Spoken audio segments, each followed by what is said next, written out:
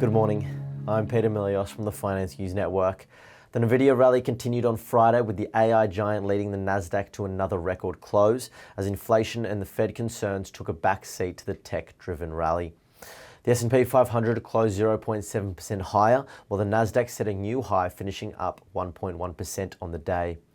The Dow Jones just tipped into the green, closing 0.01% higher.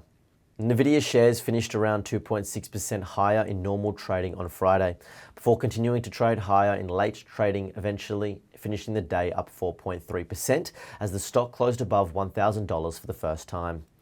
Other big tech names also contributed to the rally, with Advanced Micro Devices and Intel rising 3.7% and 2.1% respectively.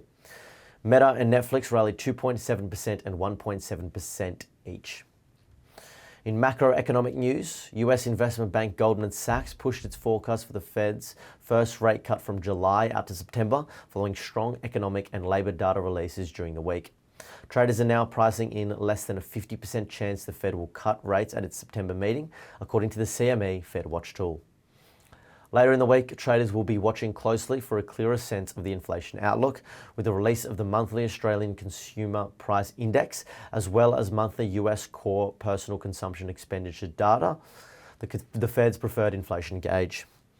Both figures are forecast to show a cooling of top-line inflation.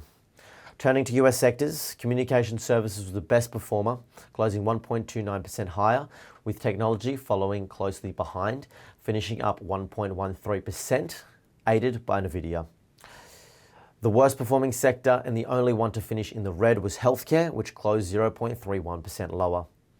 Australia's April CPI is expected to drop 0.1% to 3.4% compared to the previous month's figures, while US core PCE is also forecast to drop 0.1% to 0.2%, which would mark the lowest PCE reading so far this year.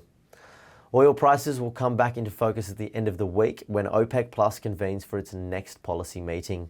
The consortium of oil-producing countries is widely expected to prolong its existing output cuts into the second half of the year.